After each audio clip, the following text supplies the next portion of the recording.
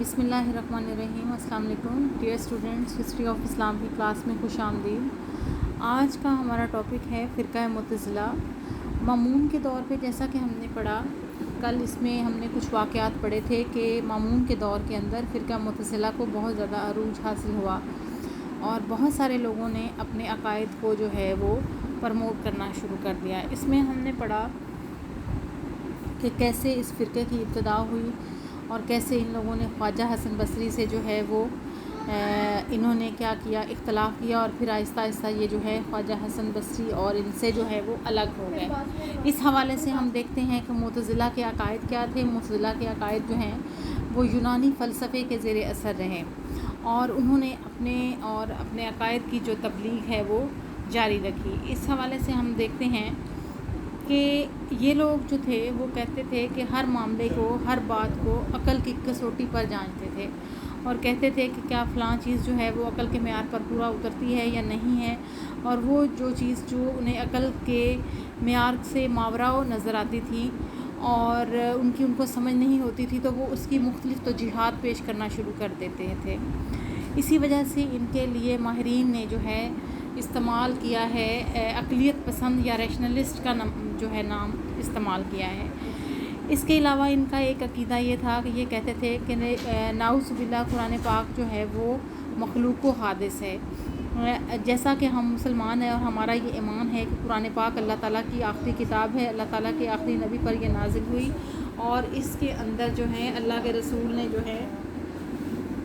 جو بھی انہوں نے کہا، جو اللہ تعالیٰ کی طرف سے ان کو حکم ہوا اور وہ اللہ تعالیٰ کی طرف سے آپ پر نازل ہوئیں، اور اس کے بعد جو ہے انہوں نے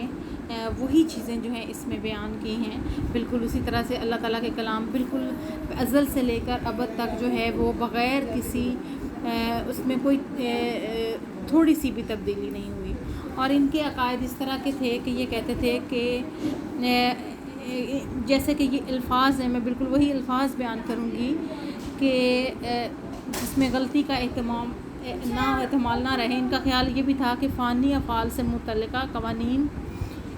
ماحول کی تبدیلی کے ساتھ بدلتے رہتے ہیں، لیکن ظاہری بات ہے ہم جانتے ہیں اور ہمارا ایمان ہے کہ ظاہر ہے جو قرآن نے کہا پہلے دن سے وہ سچ ہے اور ہم بینگ مسلم اس پر ایمان لاتے ہیں۔ اسی طرح سے جو لوگ ان کے عقیدے کی مخالفت کرتے تھے وہ ان کی بھرپور مخالفت کرتے تھے۔ اسی طرح سے معتزلہ کے ماننے والے جو تھے وہ قیامت کے وقت جو ہے جی اٹھنے کے قائل بھی نہ تھے، اور ان کے نزدیک قیامت کا مطلب یہ تھا کہ مادی اجسام سے نہیں بلکہ روحانی احساسات سے متعلق تھے۔ یہ کہتے تھے کہ یہ روحانی تجربات ہوں گے اور خداوند تعالیٰ کا جو ادراک ہے وہ بھی روحانی آنکھوں سے ہی ممکن ہے، اور جزا و سزا جو ہے وہ بھی روحانی احساسات کی شکل میں ہی ممکن ہوں گی۔ ہم تو ایمان رکھتے ہیں نا مسلمان جو ہیں کہ اللہ تعالیٰ جو ہے آخرت میں ہم جو ہے جیسا کہ ہمیں بتایا گیا ہے کہ ہمیں اٹھایا جائے گا اور ہمیں اپنے تمام اعمال کا جو ہے وہ جواب دینا پڑے گا۔ اسی طرح سے معتزلہ تقدیر کے قائل بھی نہیں تھے۔ ان کا عقیدہ تھا کہ انسان جو ہے وہ اپنے تمام افعال میں خود مختار ہے اور اسے نیک کاموں کی بھی جزا اور برے کاموں کی سزا ملے گی، اور وہ تقدیر کے اس تصور کو اللہ تعالیٰ کی صفت عدل کے منافی کرتے تھے اور اپنے فرقے کو اہل العدل و توحید کہتے تھے۔ پھر ان کا ایک عقیدہ یہ تھا کہ یہ ہر چیز کو عقل و شعور کی حدود میں لانے کی کوشش کرتے تھے۔ ذات باری تعالیٰ تک چونکہ ان کی عقل اور منطق کی رسائی نہیں تھی، اس لیے انہوں نے یہ عقیدہ گھڑا اور کہا کہ ذات حق دراصل صفات حق کا ہی نام ہے اور رب کریم کا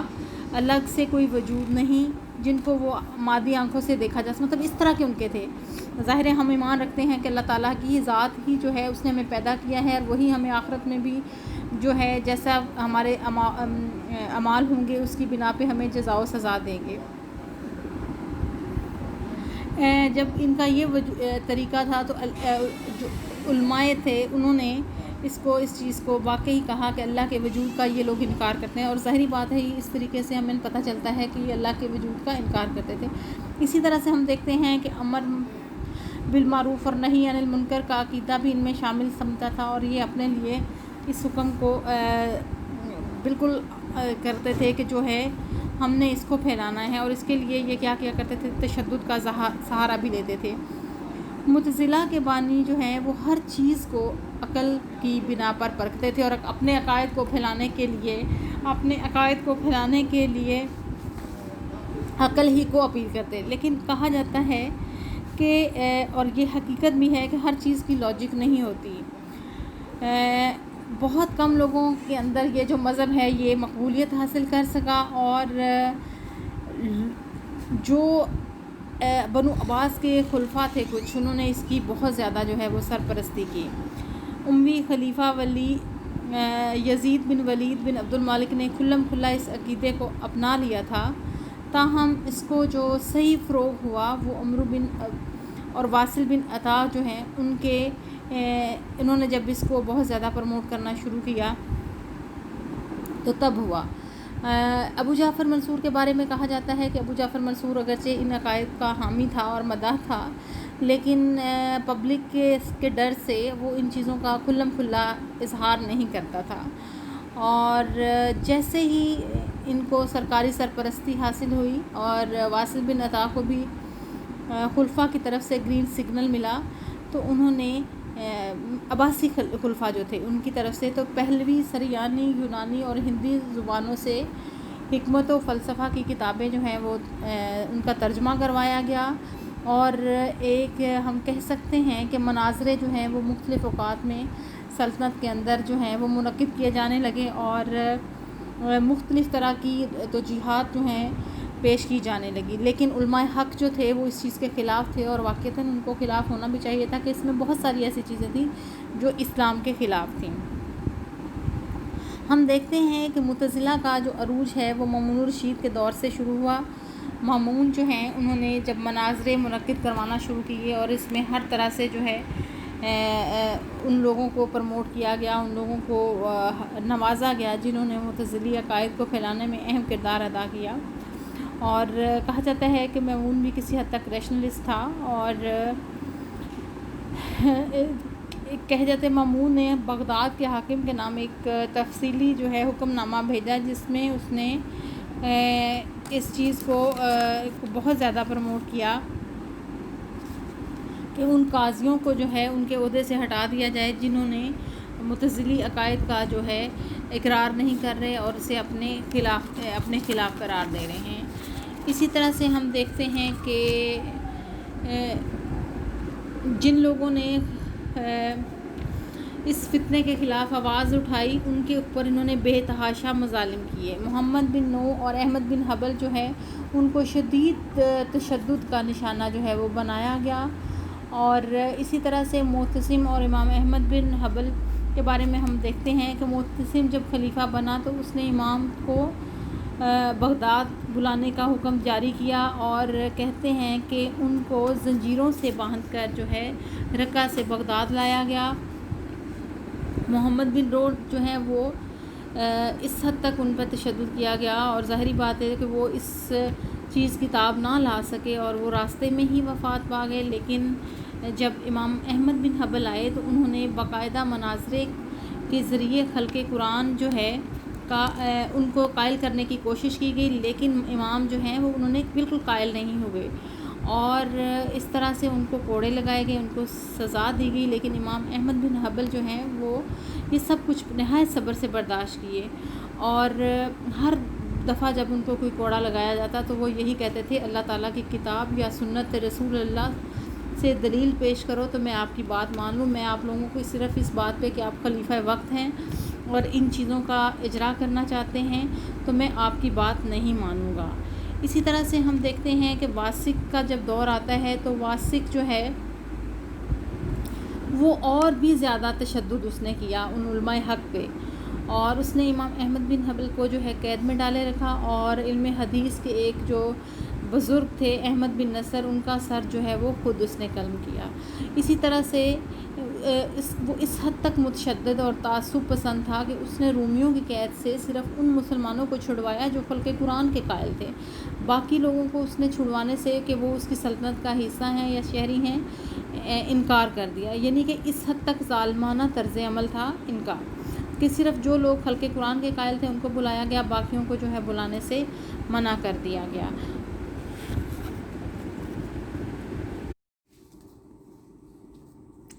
آخر میں ہم دیکھتے ہیں کہ یہ وہ فرقہ جو بہت زیادہ جس نے عروج حاصل کیا اور جس کو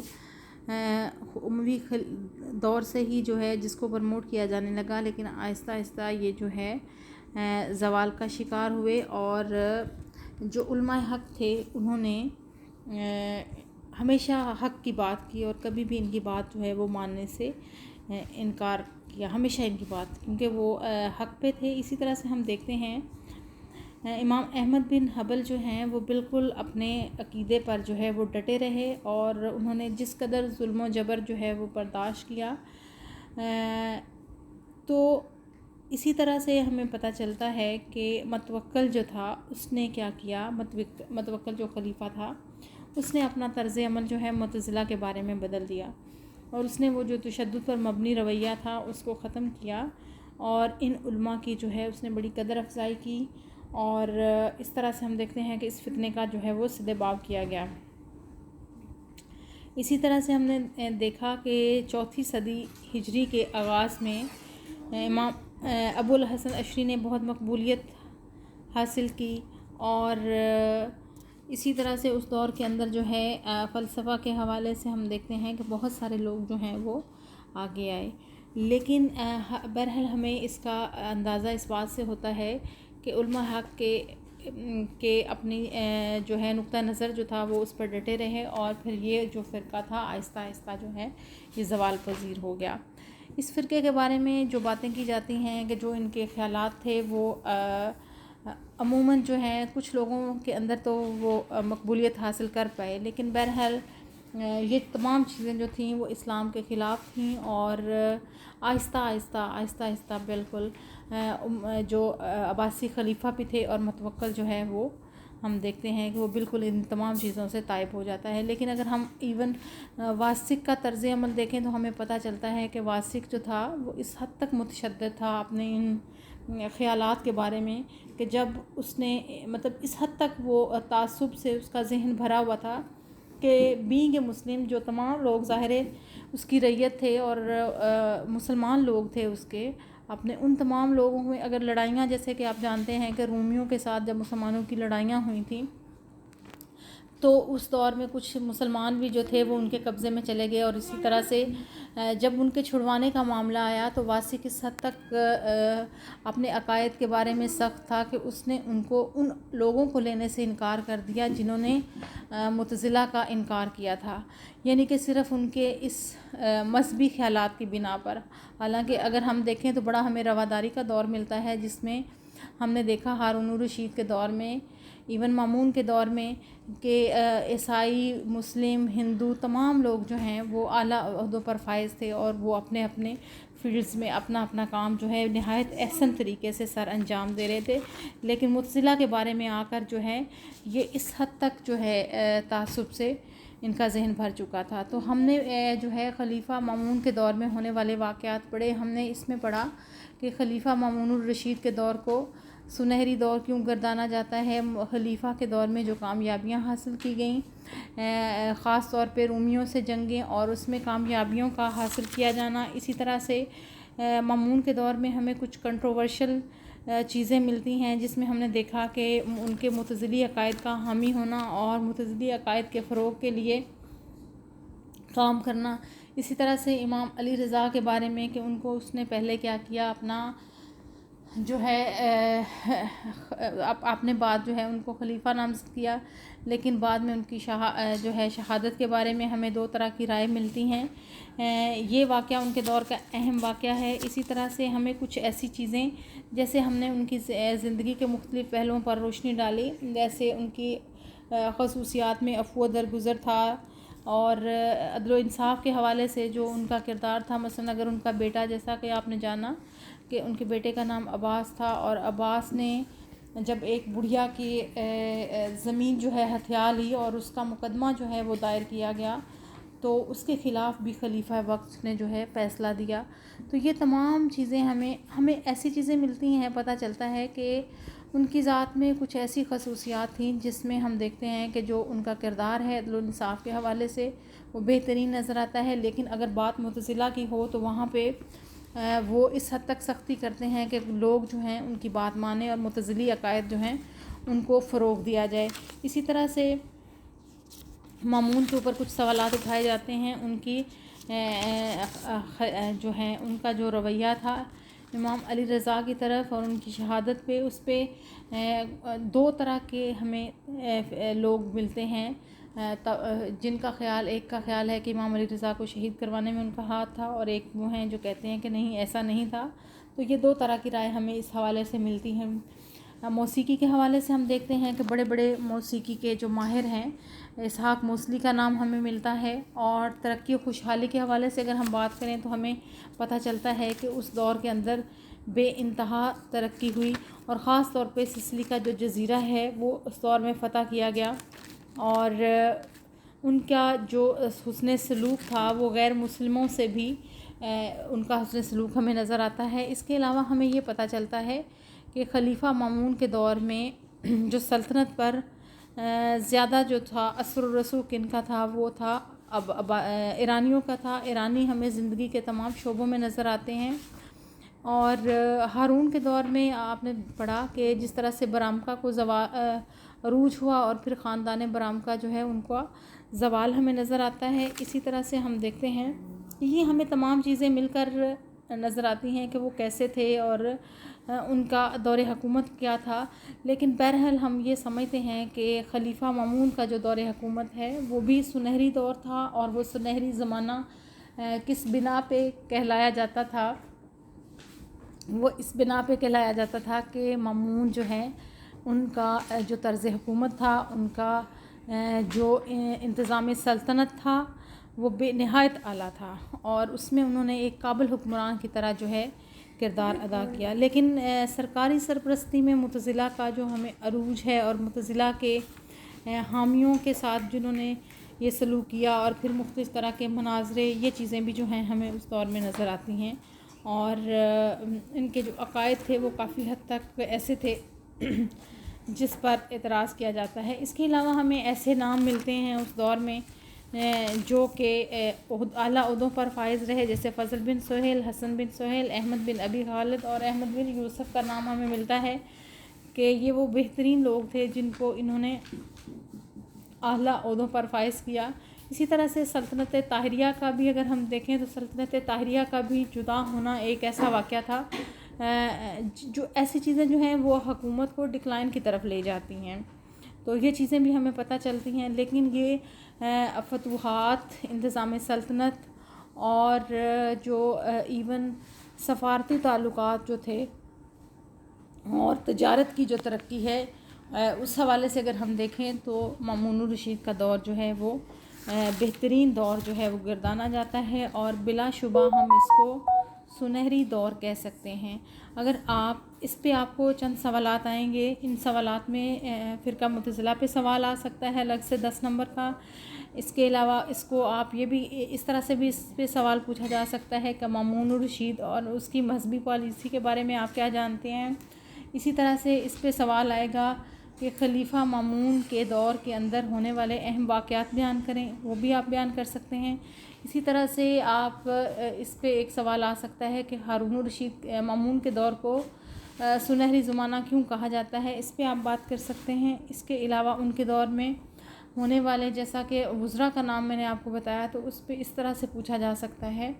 کہ ان کے کون کون سے وزراء جو تھے وہ اہم وزراء تھے، اور ان کا کیا کیا کردار جو ہے وہ سلطنت اور خلافت میں رہا ہے. نیز ایک سوال اس طرح سے پوچھا جا سکتا ہے کہ سسلی کا جزیرہ کس کے دور میں فتح کیا گیا، اور پھر جو ہے اس پہ آپ تفصیل کے ساتھ جو ہے ان واقعات کو بیان کریں گے. اور مامون کی شخصیت اور سیرت و کردار پر بھی سوال پوچھا جا سکتا ہے کہ ان کی سیرت و کردار کیسا تھا، وہ کس طرح کی شخصیت کے حامل تھے، اور کیا کیا خوبیاں تھیں ان میں اور کیا کیا خامیاں تھیں. اسی طرح کے سوالات آئیں گے آپ کے، بالکل جیسا پیٹرن آپ کا تھا فرسٹ ایئر میں تھا. 10 نمبرز کے آپ کے 3 جو ہیں کویشچن پوچھے جائیں گے جن کے آپ نے جوابات دینے ہوں گے. اور بالکل اسی طرز پر جو ہے پیپر جو ہے اسی پیٹرن پر آپ کا ہوگا. لیکن مامون کا دور اور جو ہے نہایت اہم دور ہے، اس کو آپ نے اچھے طریقے سے تیار کرنا ہے. اور مامون الرشید کے دور کو اور ہارون کا دور بھی آپ نے پڑھا، تو ان کو سنہری دور جو ہے وہ گردانا جاتا ہے ان کی فتوحات کی بنا پر، ان کے اچھے انتظام سلطنت کی بنا پر.